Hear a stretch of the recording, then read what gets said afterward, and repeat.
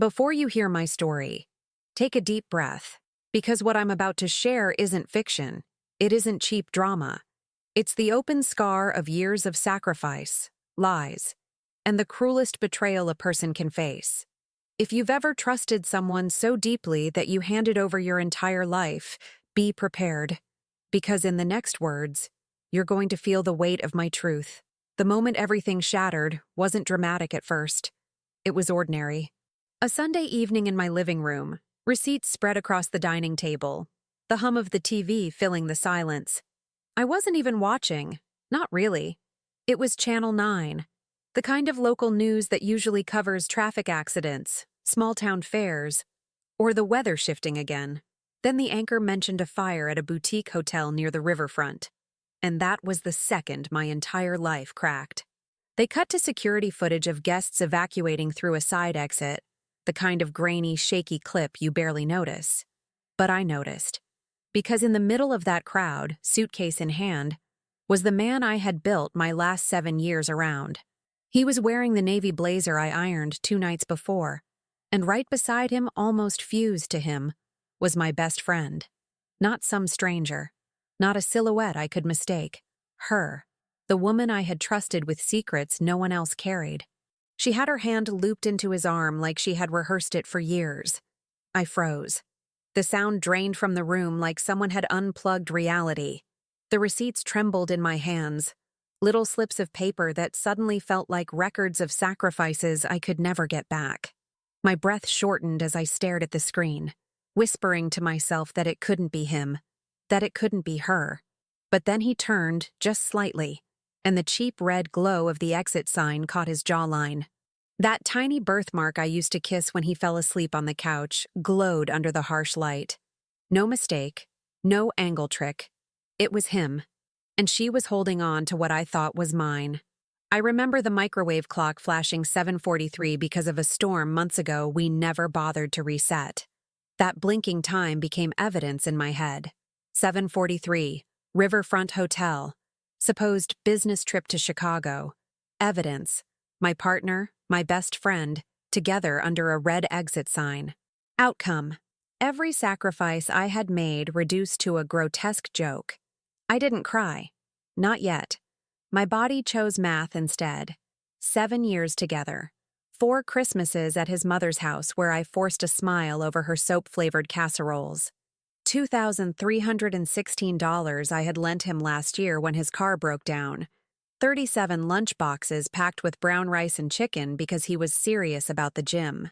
My ledger of love was built on small, invisible acts, and in 12 seconds of footage, I saw the balance collapse.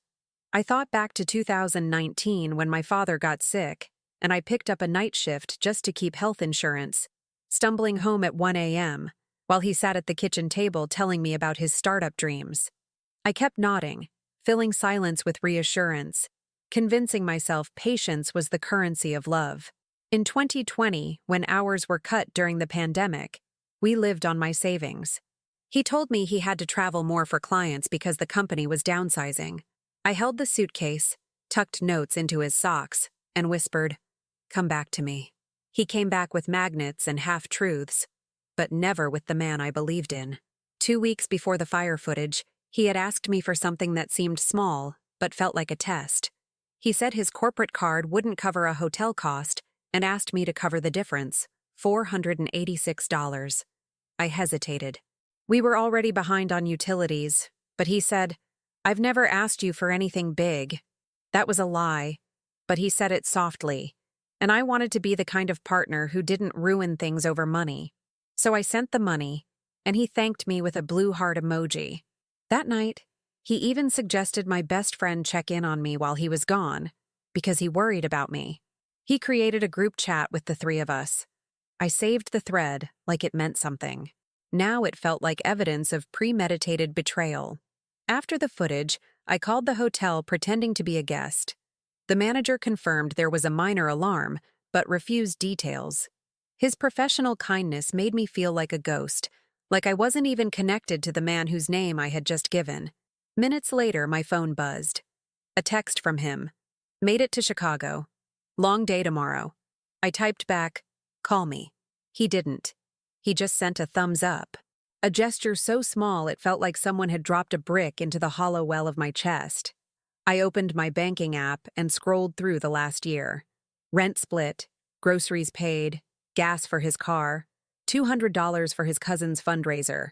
Boots I bought and returned because we need to be smart. The total hit me like a physical blow, $9,652.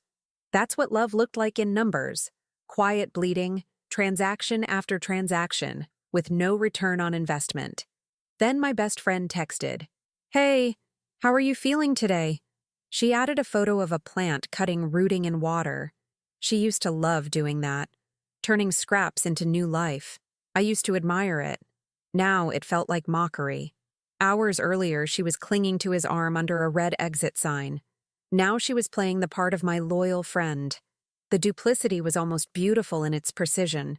I did not answer her. I went to the cabinet and pulled down the emergency cash envelope. $280. I spread it on the table beside the receipts, the paused footage frozen on my phone. I grabbed a pen and wrote, "I am allowed to stop being useful." I said it out loud into the empty room. The words felt like they had bones. At 8:23, he called. His voice was smooth, too smooth, rinsed clean of any trace of guilt. He said the flight was bumpy. The hotel gym was small. He asked me to send him our budget spreadsheet because he wanted to show a friend how we managed on our salaries. I heard a voice in the background, low, familiar, muffled by his hand over the phone. My stomach turned into ice. I said I would send it in the morning. He pressed, said he needed it now. I hung up. Later, I searched his drawer. Under chargers and old souvenirs, I found a receipt from the Riverfront Hotel, dated last month, matching the amount I had sent him. My body went cold, frost spreading from my spine outward. I sat on the bed, pressing my hand into the mattress, watching it hold shape even after the pressure was gone. The symbolism hit me hard. I had been pressing myself into a space that would never remember me once I left. That was the moment I stopped being afraid of losing him. Because the truth was, he had already left. The night after that discovery stretched endlessly, as if the hours themselves refused to move forward until I decided what to do with them. I lay in bed with the blinds half open, the city bleeding small stripes of orange and gray across the ceiling. Every sound became exaggerated. The hum of the refrigerator in the kitchen, the occasional bark of a dog outside, the groan of a bus on the avenue. My body ached, not from illness, but from a kind of exhaustion that comes when your heart finally admits it has been carrying too much for too long. I closed my eyes and tried to sleep, but every time I did, I saw the glow of that red exit sign from the footage. Him, her, walking out as if they had rehearsed an escape from my life. Around 3 a.m., I gave up on pretending to rest. I went to the kitchen and made coffee, though my hands shook so badly that half of the water sloshed onto the counter. I took out a yellow legal pad and began writing. Not a diary entry, not a letter, but a timeline. I wanted order where everything felt like chaos. February. Trip to Dallas. She missed our weekly coffee that same week. April. Conference in Denver. She posted a photo of a glass of wine on a balcony that looked suspiciously like the hotel he claimed to be staying in. July. Family emergency with his cousin. She stopped dating altogether around then. Line after line, I sketched a portrait of betrayal so detailed it was undeniable. It was as if they had left breadcrumbs for me, only assuming I would never gather them. At dawn, I showered and dressed as if I were going to work, though I had already emailed my boss claiming illness. I wanted armor, jeans, sweater, boots, something that made me feel contained, even when my chest felt split wide open. My reflection in the mirror startled me. The dark circles under my eyes were not from one sleepless night. They were years in the making, years of late nights waiting for him to come home, years of financial strain, years of swallowing words I wanted to scream. I touched the glass, steadying myself against the cold surface, and whispered, "You are not crazy." At 9 a.m., I walked to the bank. The glass doors reflected back a version of me I barely recognized. Pale, rigid, but determined. I withdrew the $724 left in our joint account. The clerk smiled politely as I signed the slip, but I saw her glance at my trembling hand. For a moment, I wanted to explain everything to her, to tell a stranger that this money was not just paper, but the last piece of control I had. Instead, I folded the bills into my wallet and walked out into the sunlight. The air felt sharper, cleaner, as if I had inhaled something close to freedom. Back at home, I spread receipts across the floor. Airline tickets, restaurant bills, random cash withdrawals. I tried to arrange them chronologically, like puzzle pieces that would form the full picture of what had been stolen. $9,652. That number haunted me, not just because of the money itself, but because of the years hidden inside it. Rent I covered when he forgot. Groceries I bought when he said his card was maxed. Even the $486 for his last business trip. Every dollar was a tiny thread cut from me, sewn into the fabric of a lie they wore together. Around noon, my phone rang. His name lit up the screen. For a moment, my heart betrayed me, and I thought maybe he was calling to confess, to apologize, to beg. But his voice was smooth, calm, too polished. He talked about how well his presentation went. He said he missed me. He asked what I wanted for dinner when he came back on Friday. I listened in silence, my eyes fixed on the evidence scattered on the floor. Then I asked him one question. "Where are you right now?" The pause was brief, but I felt it like a knife. "Chicago," he said quickly. "Why?" I closed my eyes and saw the riverfront hotel. Saw her hand clutching his arm. I didn't argue. Not yet. I only said, "Bring me something from the airport, a magnet maybe." He laughed, relieved, as if the danger had passed. He promised he would. When the call ended, I sat for a long time staring at my reflection in the black screen of my phone. It didn't look like me anymore. It looked like someone who had finally learned that loyalty can be used as a leash. That afternoon, I began searching for more. Credit card statements online, hotel bookings hidden under vague charges, her social media trail. Patterns wove themselves together. A hotel stay in October. Her check-in at a rooftop bar in the same city the same night. A charge at a jewelry store in December that he explained as a gift for his mom. She posted a photo of a necklace that month. Every breadcrumb became a confession. I didn't need them to tell me the truth anymore. I was excavating it piece by piece, like digging up a body everyone thought was buried too deep to find. As evening fell, I lit a candle at the table, not for comfort, but as a marker, a vigil for the person I had been until yesterday. I whispered the total again, $9,652. 7 years. One friendship turned to ashes. One love dismantled. The flame flickered in the draft, bending but not going out. I decided that was what I wanted to become. Not whole yet, not healed, but not extinguished either. I told myself, I will not beg. I will not collapse. I will make them face what they have done. The next morning, the world felt eerily normal, which made the weight in my chest even heavier. The sun slipped through the blinds, warming the hardwood floor, and for a few seconds I wanted to believe nothing had changed. But then my eyes fell on the scattered receipts still covering the dining table, and the truth came rushing back like a tide determined to drown me. I couldn't pretend anymore. Every piece of paper on that table was a reminder of sacrifices I had made for a man who had already handed my place in his life to someone else. I brewed coffee but couldn't bring myself to drink it. My stomach was a tight knot, twisted by anxiety and anger. I sat down at the table, picked up one of the receipts, an old gas bill I had paid in his name, and felt a surge of bitterness. It wasn't just about betrayal. It was about years of manipulation, about how easily he had turned my love into a resource he could exploit. He knew my nature. He knew I would always step in, always cover the gaps, always believe that loyalty was proof of love. And he had used that against me, not once, not twice, but systematically, like it was part of his survival strategy. By mid-morning, my phone buzzed. It was her, my so-called best friend. She sent me a simple text. "Thinking of you. Want to grab lunch later?" I stared at the screen, rage burning in my chest. Just hours earlier, I had seen her clinging to him on that hotel footage, the two of them moving like they belonged to each other. And now she dared to pretend she was checking in on me. The audacity made me shake.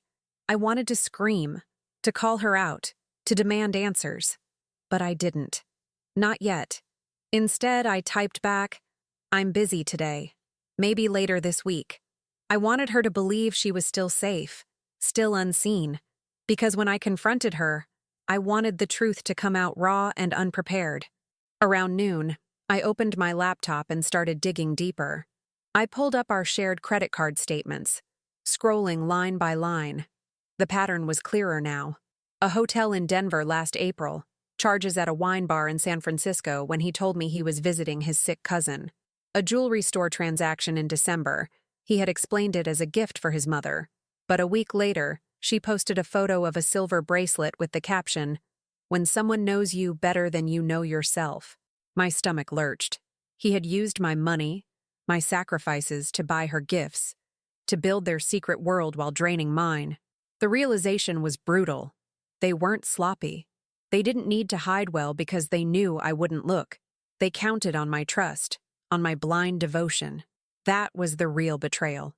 Not just the affair, but the fact that they had measured my loyalty and decided it was safe enough to gamble with.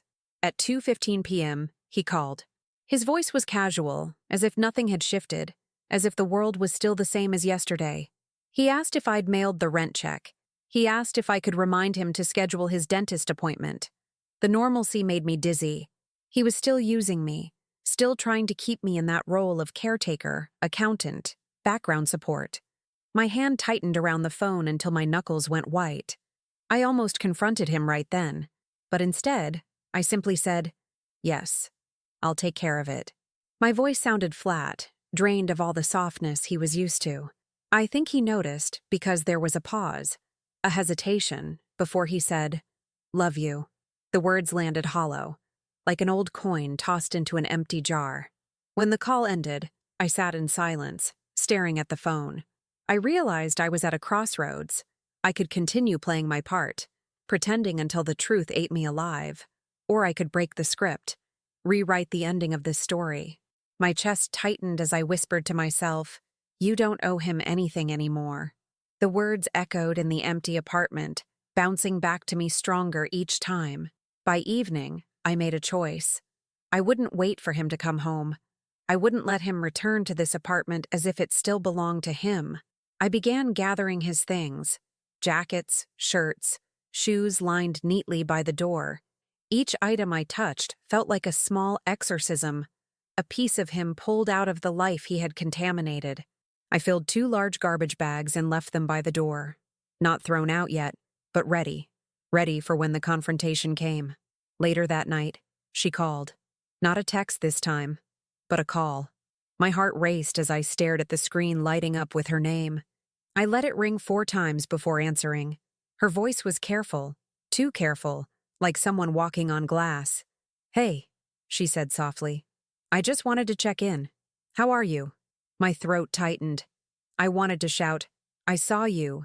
I know everything." But I didn't. Not yet. Instead, I said, "I'm fine. Just tired." She sighed, relieved, and said, "I'll come by tomorrow. Bring you something sweet. We can talk." My hand shook as I whispered back, "Sure." And then I hung up.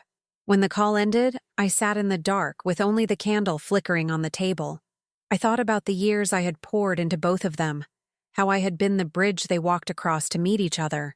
The betrayal was suffocating, but beneath it, a strange calm was growing, because now I had clarity, and clarity was power.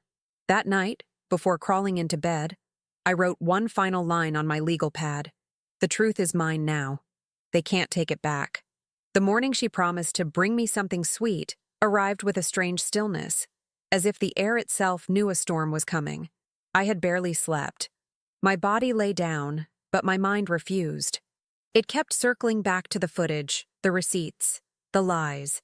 I watched the sky lighten through the blinds, pale gray dissolving into weak sunlight, and decided I couldn't just wait for her to knock on my door.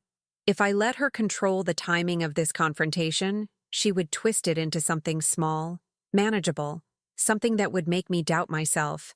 And I had already lived too many years swallowing doubt. At 9:27 a.m., I called her instead. My voice was calm, almost unnervingly so, like I had rehearsed it 100 times in my head. She answered quickly, cheer in her tone. Hey, I was just about to head over. I cut her off. No, don't. I need you to tell me the truth right now. The silence on the other end stretched like a rope pulled tight. Then she said, What do you mean?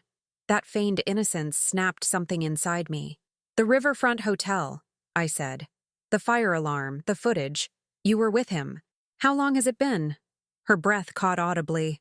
A pause, then the faintest whisper. You weren't supposed to find out like this. The same words she'd said before. They weren't an apology. They were a complaint.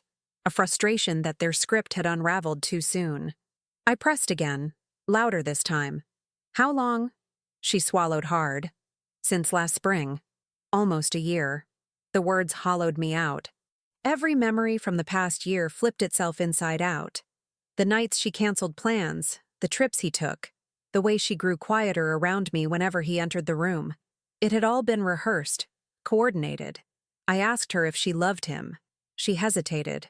I don't know, she said, voice cracking, but then she added, He says he feels alive with me.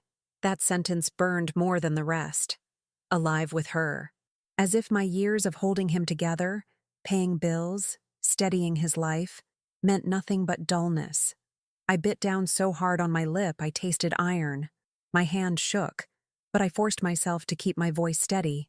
You've been eating at my table, sleeping on my couch, telling me you'd always have my back, and all the while you were cutting me open from the inside. She started crying then, but it was the kind of crying that begged for forgiveness without offering accountability. I didn't mean for it to happen, she said. We were just talking and then it got complicated. I laughed, but it wasn't humor. It was the sound of something breaking free. Complicated? You don't accidentally betray someone for a year. You don't accidentally ask me to loan him money so you two can play house together in hotel rooms I paid for. My voice rose, shaking the walls of the quiet apartment. You both planned this. You both chose this. Over and over. There was nothing left to say after that. She whispered my name, begging me not to hang up, but I ended the call. The silence afterward was deafening, thick with rage and grief. I sat at the table, staring at the receipts still scattered across it, and realized I wasn't crying. I was done crying. I felt something else now. Resolve. At 10:41 a.m., he called, as if on cue, as if she had told him everything. I almost didn't answer, but I needed to hear the lies spill from his mouth one last time. His tone was light, too casual. Hey, babe. How's your morning? I closed my eyes and pictured him sitting somewhere in that hotel room, maybe with her just a few feet away. I asked, Where are you? He didn't miss a beat. Conference center. We're breaking for lunch soon. The lie rolled off his tongue so smoothly that I almost admired the performance. Almost. I let him talk for a few minutes, his voice filling the room like smoke, choking the air. He rambled about work, about flights, about how exhausted he was. Then he said it, the line that nearly undid me. I can't wait to come home to you. My grip tightened on the phone. Home. To me. The audacity of it, after everything, nearly split me open. I forced myself to respond calmly. Bring me something from the airport, I said again. A magnet. Something small. He chuckled. The same relieved laugh from the day before. He thought I was still in the dark. He thought the script was still his to control. When the call ended, I sat in silence for a long time, the phone resting cold in my palm. Then I stood, walked to the door, and dragged the 2 garbage bags of his belongings onto the porch. I didn't throw them away. Not yet. But I placed them where the world could see them, where he would see them when he returned. It was my quiet declaration. I know. That afternoon, I began making copies. Screenshots of the hotel footage, bank statements, the group chat he had created with her, pretending it was about my well-being. I printed everything, stacking it neatly into a folder. Evidence. If they wanted to play games with my memory, with my sanity, I would not let them. The truth was mine now, carved into paper, undeniable. By evening, exhaustion hit me like a weight. But even as my body sagged, my mind kept spinning. I thought about the years I had given him, 2018, when I covered rent for 3 months after his bad client streak. 2020, when I used my stimulus check to pay off his credit card debt because he promised he'd pay me back. 2021, when I worked double shifts to save for a down payment, while he took business trips that were just vacations with her. Every year was another brick in the house I had built alone, only to discover it was sheltering 2 people who were planning my eviction. That night, I lit the candle again. The flame flickered, small but steady, and I stared at it until my eyes burned. "You are not weak," I whispered to myself. "You are not disposable, and you are not finished." The words filled the apartment, vibrating against the walls, seeping into the cracks of who I used to be. I knew then that the confrontation wasn't far. It was coming, and when it did, I would not shrink. I would not beg. I would not be the steady one anymore. The day he returned was colder than it should have been for that time of year. The sky was a flat, unbroken gray, the kind of weather that makes the air heavy and metallic, like a warning. I remember sitting on the couch hours before he arrived, the packed garbage bags lined up neatly by the door, the folder of evidence stacked on the table like a silent witness. I kept rehearsing in my head, not what I would say, but how I would say it. Calm, steady, without the cracks of begging or the tremors of fear. Because if I gave him even 1 inch of weakness, he would seize it and twist it into another performance where I ended up apologizing. I wasn't going to hand him that script. Not again. At 6:12 p.m., headlights cut across the living room window. His car door slammed. My pulse quickened, but my body didn't move. I listened to his footsteps up the stairs, the jangle of his keys, the way he cleared his throat before opening the door like he always did. Then he walked in, suitcase in hand, carrying the smell of airport air freshener and stale coffee. He saw the bags by the door immediately. His expression flickered, just for a second, before he plastered on that casual grin. "What's this?" he asked, voice too light, too rehearsed. I didn't stand. I pointed to the table instead. "Sit." My tone was sharper than I intended, but it worked. He hesitated, then set the suitcase down and sat. I slid the folder across the table. "Open it." He raised an eyebrow, smirked like I was overreacting, but when he flipped the cover and saw the printouts, screenshots of the hotel footage, receipts, statements, his face drained of color. He tried to recover quickly. "Babe, this is out of context." Out of context. That phrase, slippery and hollow, lit the anger in me like gasoline. "Out of context," I said, my voice rising. "You, with her, under a red exit sign at the Riverfront Hotel. Paid for with money I sent you. That's not context. That's betrayal caught on camera." He leaned back, sighing heavily, trying to slip into that familiar role of the reasonable one. "You don't understand the pressure I've been under. The travel, the clients. She was just someone to talk to. It didn't mean anything." The words rolled out smooth, but his eyes flickered with panic. He was improvising, scrambling, like a man caught in a lie he thought he had buried too deep to be unearthed. I stood then, finally. My body trembled, but not from fear, from release, from years of silence finding its way out. "It meant enough for you to ask me to pay for it. It meant enough for you to build a second life while I was here keeping the first one alive. It meant enough for you to use her hands where mine should have been." He opened his mouth to respond, but I cut him off. Don't say another word." I could feel my voice gaining strength with every syllable. "For years I have been your accountant, your caretaker, your safety net. I loaned you $9,652. I worked double shifts. I gave you every piece of me, and you handed it to her like it was pocket change." His mask slipped then. His jaw tightened, his eyes narrowed, and for the first time, he looked less like a man caught and more like a man cornered. "So what?" he snapped. "What do you want me to say? That I made a mistake? Fine, I made a mistake. But you—" He stopped himself, but I knew what he was about to do. He was going to turn it on me. He was going to blame my long hours, my stress, my supposed lack of attention. That had always been his weapon. Twist the knife until I doubted myself, but I didn't give him the chance. I slammed my palm on the table, the sound echoing through the room. No, you don't get to rewrite this. You don't get to call it a mistake when it was a year of choices. You don't get to make me believe I wasn't enough when I was everything. The silence that followed was thick, suffocating. He stared at me, searching for cracks, but I didn't break. I held his gaze until he looked away, until his shoulders sagged under the weight of his own lies. Finally, I pointed to the bags by the door. You can leave tonight, or I will make you leave tomorrow. Either way, you don't live here anymore.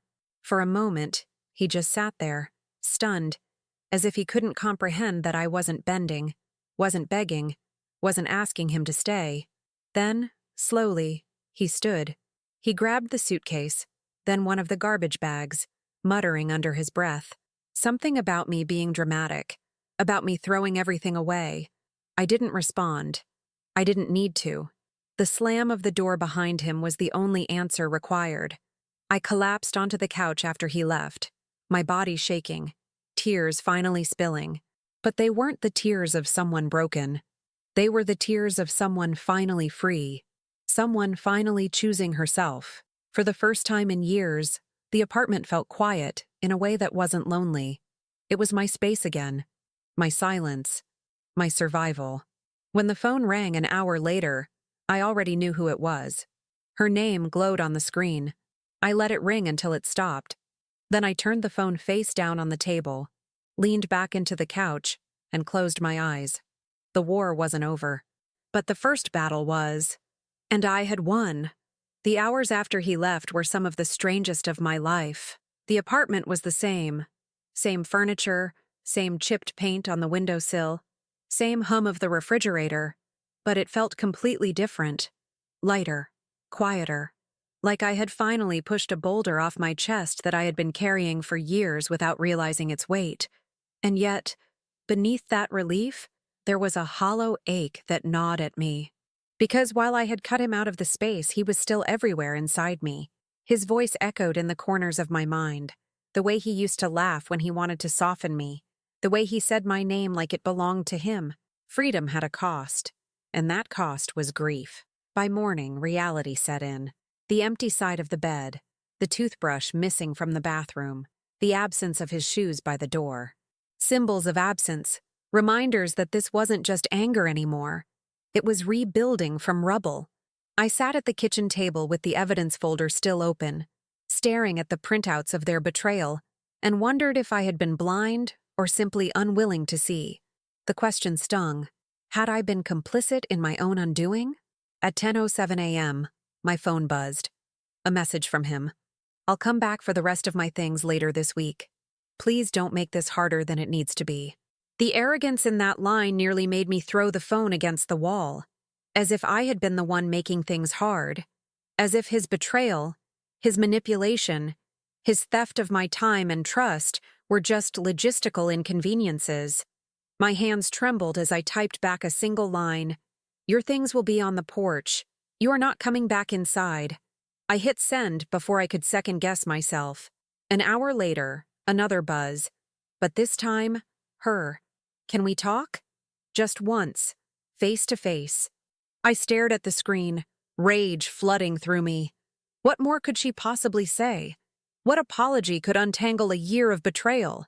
Still, part of me ached for confrontation, for looking her in the eye and making her squirm under the truth she had so carefully hidden.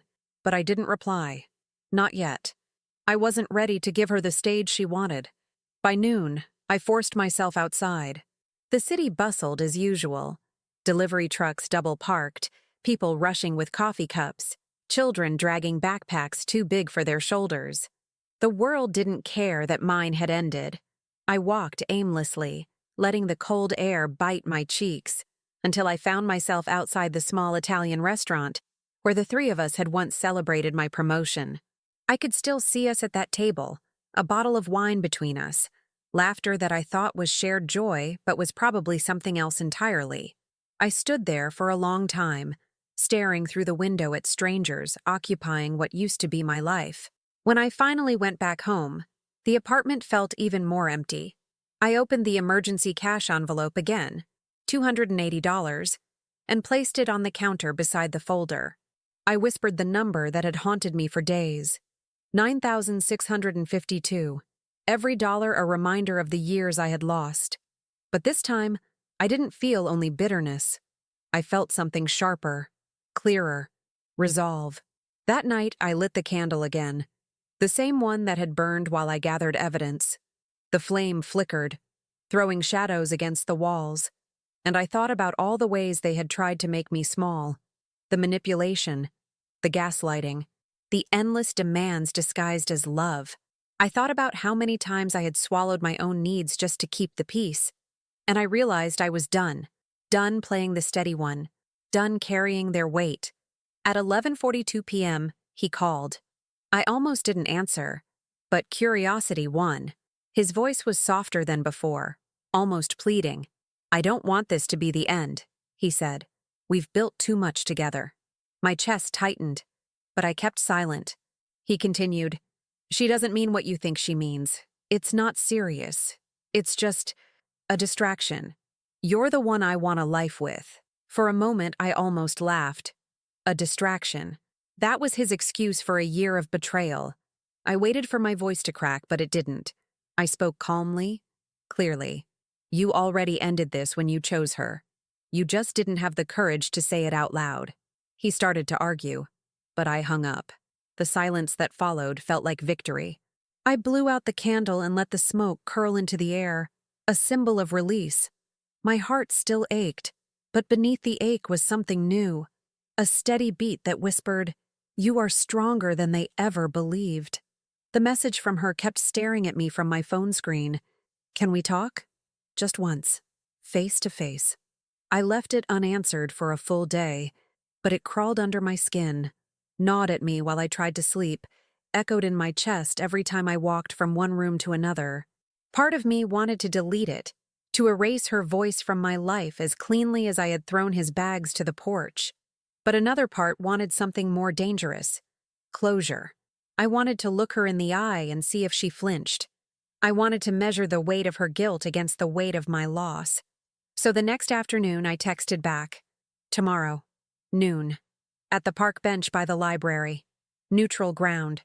A place where we had sat countless times as friends, sipping iced coffees, swapping stories about men who didn't deserve us. How ironic that now she was the story I could never have imagined. When I arrived, she was already there. She wore a long coat, her hair tucked behind her ears the same way I had seen it on that cursed hotel footage. She looked up as I approached, her face pale, her eyes swollen from crying. For a second, the familiar part of me, the part that had loved her like a sister, wanted to rush forward, to comfort. But that instinct had died the moment she chose him. I sat across from her, the wooden bench cold beneath me. Neither of us spoke for a long time. The noise of the street filled the silence, cars honking, children shouting, the faint hum of traffic lights. Finally, she whispered, "I'm sorry." The words fell flat, like ash. I stared at her, searching for sincerity, but all I saw was fear. Fear of being hated, fear of losing her role in whatever story she thought she still had. "You're sorry," I repeated, my voice low but sharp. "Do you even know what you're sorry for?" She looked down, twisting her fingers together. "I never meant for it to happen. It just did. We were spending time together. He was struggling. I was there."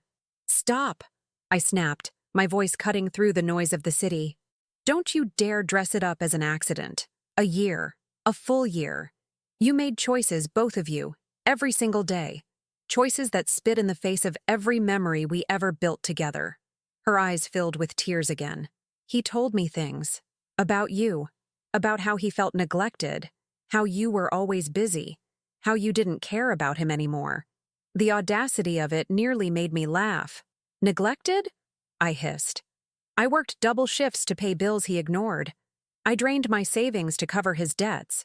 I kept this entire life standing while he played at being ambitious. If that's neglect, then maybe he deserved it." My hands trembled, but I didn't look away from her. She tried again, softer this time. I love him. The words hit me harder than any slap could have. My breath caught, and for a moment, the world tilted. All those years of friendship, of secrets, of promises we swore over cheap wine and late-night calls. And this was where they led. I forced myself to breathe, slow and steady, before answering. Then you can have him. Every lie, every debt, every empty promise. He's yours now. Congratulations. Her lips parted, as if she hadn't expected me to give up the fight. But I wasn't giving up. I was walking away. You know what hurts the most? I asked, my voice quieter now, almost a whisper. It's not losing him. It's realizing you were willing to stand in my kitchen, eat at my table, smile at me, while building a world with him behind my back. You stole more than a man. You stole trust. You stole years I can't get back. She broke then, sobbing into her hands, her shoulders shaking. But I felt nothing. No pity, no urge to comfort. Only clarity. For the first time, I saw her not as my friend, not even as my betrayer, but as a stranger wearing the face of someone I used to love. I stood, the bench creaking beneath me. She looked up, her face blotchy, her eyes begging. Please don't hate me, she whispered. I leaned down, my voice steady, almost calm. I don't hate you. Hate would mean you still mattered. But from now on, you don't. Then I turned and walked away. I didn't look back, not even once. My footsteps echoed on the pavement, each one heavier with finality, lighter with freedom. That night, back in the apartment, I lit the candle again. The flame wavered, then steadied, and I whispered into the quiet, "You are not weak. You are not disposable. You are not finished." And for the first time in months, maybe years, I believed it. The days after that confrontation with her felt like stepping into an unfamiliar house where the walls were the same, but the air carried a different scent. My routines, the ones I had built around him and her, began to collapse. No more waiting for his texts to confirm he had landed safely. No more phone calls with her about trivial things that now seemed like rehearsed distractions. The silence was strange at first, echoing through the apartment, pressing in on me at night. But slowly, that silence shifted. It stopped sounding like abandonment and started feeling like space. Space to breathe. Space to exist without carrying the weight of their needs. The first thing I did was strip the bed. The sheets still smelled faintly of him, the detergent mixed with his cologne. I stuffed them into a trash bag and carried them down the stairs, dropping them into the donation bin at the corner as if purging a relic. I bought new ones that afternoon. White, crisp, clean. As I spread them over the mattress, the bed looked bare, but also new. A symbol of starting again, even if I wasn't ready to admit that to myself out loud. At night, I found myself staring at the ceiling, replaying every year of our relationship, like scenes in a film I hadn't realized was scripted against me. I thought about 2017, when he lost his job and I picked up extra shifts at the bookstore. I thought about 2019, when I worked overnight while he talked about business ideas that never left the notebook.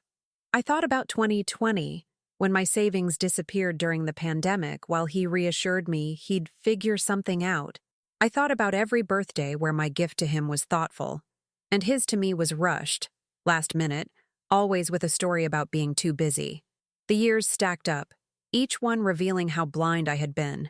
And yet, instead of breaking me, the memories made me sharper, stronger, because I could see now what I couldn't then.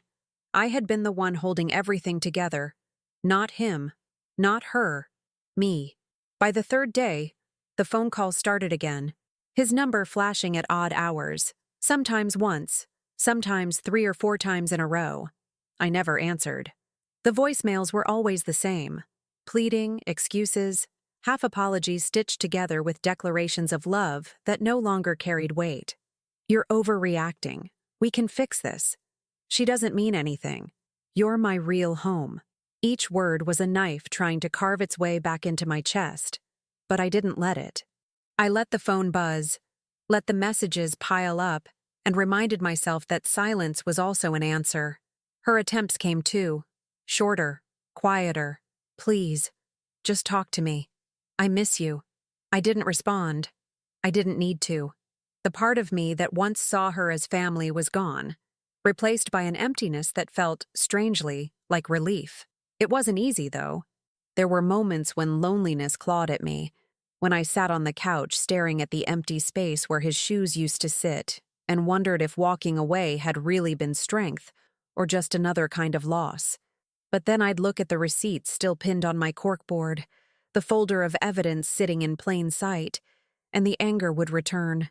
Not the kind that burned me alive, but the kind that steadied me, that reminded me why I had chosen this path.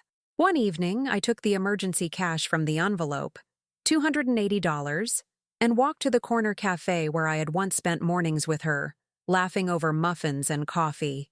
I ordered a pastry and the most expensive latte on the menu, and for the first time in months, I ate slowly, savoring each bite without rushing, without guilt.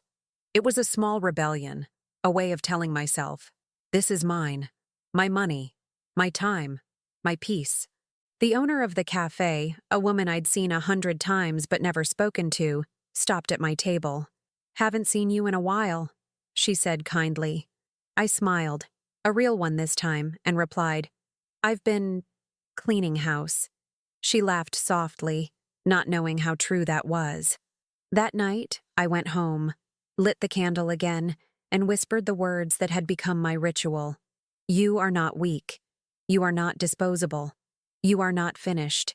The flame flickered, and in its light, I saw a reflection of someone I barely recognized. Someone harder, but freer. Someone who had survived the collapse of the life she built, and was now learning to build a new one from the ashes. And for the first time, I didn't feel like I was talking myself into believing it. I actually did. Rebuilding did not come as a single dramatic decision. It came in fragments, small acts that at first felt meaningless, but gradually stacked into something solid. I started with the apartment. For years it had been shaped around his presence, his sports posters in the living room, his collection of dusty souvenirs on the shelf, his shoes always by the door. One by one, I stripped it bare. I filled 3 more garbage bags and left them outside with a note taped to the top. "Pick them up by Friday." After that, they're gone. I didn't watch to see if he came. I didn't care anymore. The space looked emptier afterward, but the emptiness felt like oxygen. I bought a small plant for the windowsill, something green and alive, something that was mine alone. It sounds trivial, but watching those leaves catch the sunlight each morning reminded me that growth could happen quietly, stubbornly, even in the ruins. The next step was money. I couldn't stop staring at the number I had scribbled onto my yellow pad. 9,652. A ledger of sacrifices with no return. For weeks, that number haunted me. But one morning, I woke with a thought. If I could carry him financially all those years, then surely I could carry myself now. I gathered every bill, every debt, every account into a binder and began sorting. It was overwhelming, the kind of task that used to send me into panic spirals. But this time, I felt strangely calm, because now, every dollar I managed was mine. Not ours, not his, mine. I cut expenses, canceled his streaming subscriptions, closed the joint account. I even called the credit card company and removed his name, hearing the clerk say, "Ma'am, you are the primary holder." Those words hit me like a revelation. I had been the primary holder all along, of the bills, the rent, the responsibility, the weight. He had just been the one spending. By the second week, his calls slowed. The voicemails grew shorter, angrier. "You're being cruel. You're throwing everything away. You'll regret this."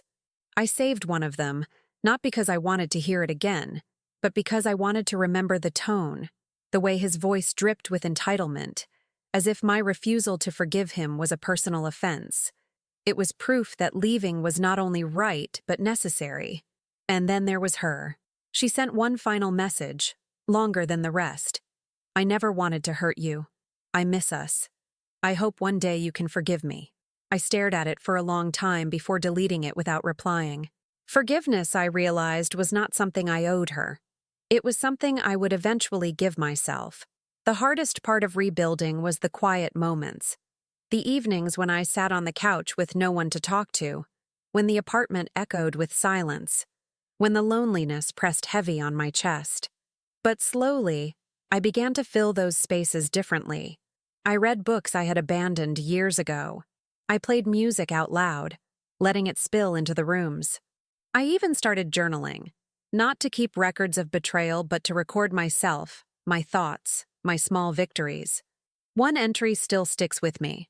I wrote, "He is gone, she is gone, but I remain, and I am more than what they left behind." One Saturday, I walked to the farmer's market by the river, a place I had always wanted to visit but never did because he said it was a waste of money. I wandered between the stalls, smelling fresh bread, listening to street musicians, feeling the sun warm my face. I bought myself a bouquet of sunflowers, bright and unapologetic, and carried them home. When I placed them in a vase on the table, the room transformed. For once, the table wasn't covered in receipts or evidence. It held beauty, my beauty. The months blurred after that, but in a good way. Slowly, the apartment filled with pieces of me. Photos of places I wanted to visit, not magnets he brought back from lies. Clothes I bought for myself, not returns I made because we needed to be smart. I even painted one wall a deep blue, the kind of bold choice he would have mocked. As the brush stroked across the plaster, I felt like I was reclaiming every inch of space he had occupied. The grief never fully left. It still hit me at night sometimes, the ache of betrayal, the disbelief that two people I trusted most had conspired against me. But alongside the grief, something else began to grow. Pride, strength, the realization that I had survived what should have broken me. And with that realization came a quiet but powerful thought. If I could rebuild here, inside these walls, maybe I could rebuild outside too. Maybe I could take this strength into the world and begin again. Not as his partner, not as her friend, but as myself. That thought was terrifying. But it was also the first spark of hope I had felt in a very long time. The day I realized I was no longer waiting for their shadows to disappear came quietly. It wasn't marked by a dramatic gesture or some cinematic revelation. It came on an ordinary Tuesday, months after the confrontation, while I was sitting in the same kitchen where I had once gathered receipts like evidence in a trial. The light spilled through the window in that same soft pattern across the table. But for the first time, it didn't remind me of lies. It reminded me of continuity, of the fact that the world kept turning, even when mine had collapsed. I poured myself coffee and sat down with a journal, not the yellow legal pad filled with accusations and numbers, but a fresh notebook with blank pages that smelled faintly of paper and ink. I began writing, not about them, not about betrayal, not about money lost, but about me, about what I wanted, what I feared, what I still dreamed of. The words were shaky at first, like my hand didn't believe it deserved to write them. But as the lines filled, I felt something loosen in my chest. This was my story now, no longer theirs. I thought back to the girl I had been when I met him, hungry for love, ready to give everything in exchange for scraps of affection. I thought back to the friend I had been when I met her, loyal to a fault, blind to the possibility that someone I trusted could sharpen a knife behind my back. Those versions of me had died in the fire of their betrayal. And yet, here I was, still breathing, still standing, still rebuilding. That, I realized, was the miracle of survival. You don't come out the same. You come out forged. One evening, I took a walk by the riverfront, the same area where the hotel stood, the place where the news footage had first shown me the truth. For a long time, I avoided it, terrified that walking past it would rip me open again. But now I forced myself to go. I stopped across the street, staring at the building, remembering the red exit sign glowing above their heads. I waited for the old ache to return, for the nausea, the rage. And though my heart clenched, something else happened too. I smiled. Not because it was funny, not because it didn't hurt, but because I was no longer trapped in that moment. The hotel had been the site of my undoing, but it was also the beginning of my freedom. I whispered into the night air, "You don't own me anymore." And I believed it. Their presence faded over time. His calls eventually stopped. Hers never came again. The silence that followed was not empty. It was clean. It gave me space to grow in directions I hadn't before. I signed up for a pottery class at the community center. I started jogging in the mornings, my breath mixing with the cold air, my body learning strength in new ways. I even traveled alone, just a weekend trip to the coast, a cheap Airbnb with peeling paint and ocean views. But it felt monumental. Standing by the water, the wind whipping my hair, I felt alive in a way I never had with him. Not because someone else was holding me, but because I was holding myself. People often talk about closure, like it's a gift someone else has to give you. Like an apology or explanation will sew the wound shut. But I learned the hard way that closure is a decision, a refusal. It's looking at the scars and saying, yes, this happened, and it no longer defines me. On that Tuesday, months after the fire alarm footage burned through my old life, I sat at my table, coffee cooling beside me, and whispered the words I had been practicing like a mantra. You are not weak. You are not disposable. You are not finished. And for the first time, I didn't need the candle or the evidence or the anger to believe it. I believed it because I had lived it. I will carry scars. Yes. Scars from love turned into debt, from friendship turned into betrayal, from trust twisted into lies. But scars are not just wounds. They are proof of healing, proof that I survived, proof that I am still here. And so, this is my story. Not of him, not of her, but of me. A story of years sacrificed, lies discovered, and dignity reclaimed. A story that began with the collapse of everything I thought I knew and ends with the quiet, undeniable truth that I am more than what they left behind. I closed the journal, stood from the table, and opened the window. The air rushed in, cool and alive, and I breathed it deeply, knowing that for the first time in a very long time, the life ahead was mine alone.